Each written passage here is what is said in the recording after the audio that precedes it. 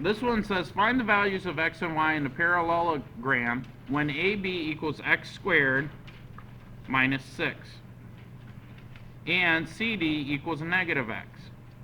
And then the angle D is 6y plus 45 degrees, and the angle B is 105 degrees.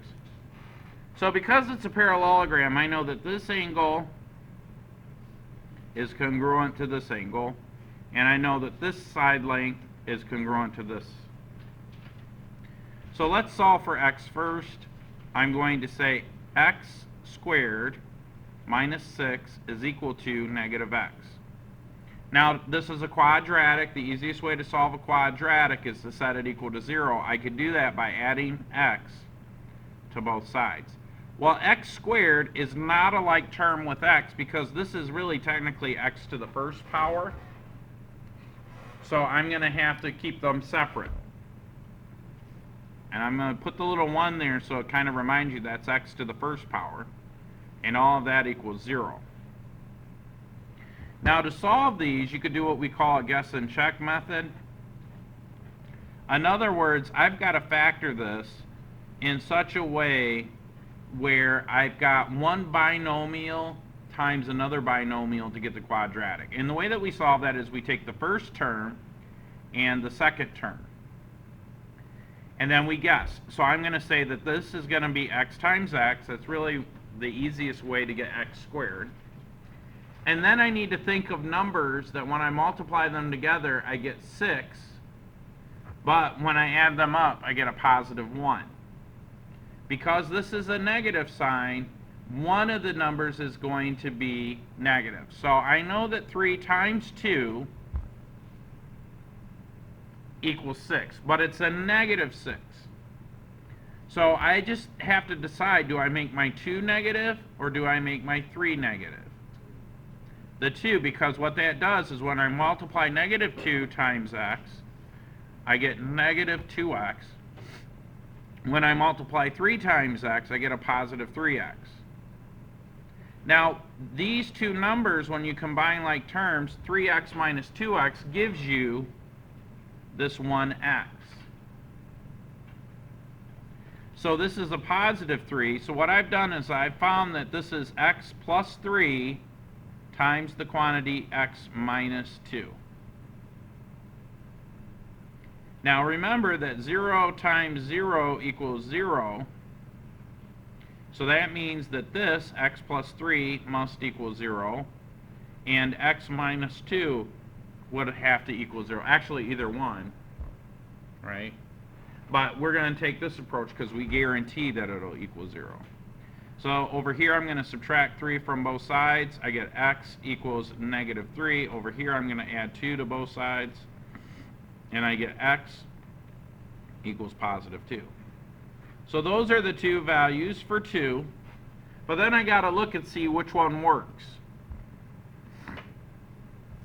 These are the two possible solutions to this problem, but one of these will work and one of them won't. What's 2 squared? In other words, if I plug in 2 here, what do I get? 2 squared minus 6, which really becomes 4 minus 6. That's a negative value of negative 2, right? Can I have a distance or length of negative 2? Not really, not in the real world. Now, if it was physics, I would say yes. But it's math, so we're just going to say that our answer is negative 3. Why would that work? Well, if I do the same thing, what's negative 3 squared? Positive 9. Positive 9 minus 6 equals 3. What's negative 3? Positive 3. So this is the solution right here. Now let's do the angles. If I say 6y plus 45 is equal to 105, this is pretty easy. I'm just going to subtract 45 from both sides.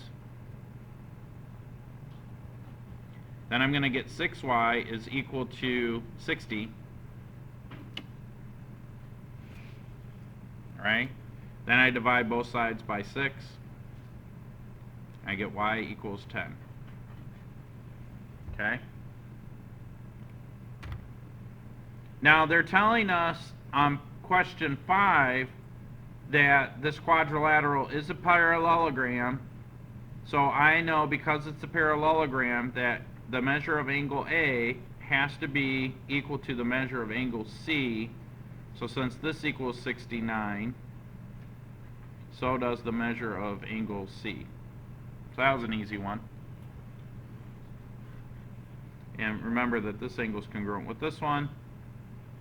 And we know that this is congruent with this. And possibly this one's congruent with this, but it just says parallelogram. We don't know. Let's move on to problem number 6. It says solve this parallelogram. Well, I know that this is congruent to this. I know this is congruent to this. So I'm going to do this one first. I'm going to say that 3x plus 30 is equal to 2x plus 33. Subtract 2x from both sides. That gives me x plus 30 is equal to 33. I'm going to subtract 30 from both sides, and I get x is equal to 3. Now, for the next one, I'm going to say 8y plus 16 is equal to 6x plus 14. But I know that x is equal to 3.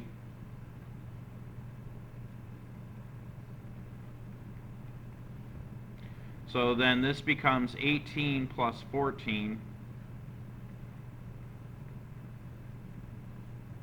18 plus 14 is, what's that, 32?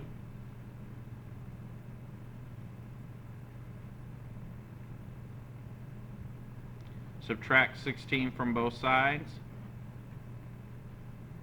and I get 8y is equal to 16.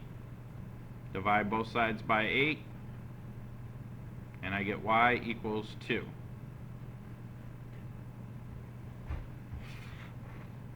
Any questions on that one?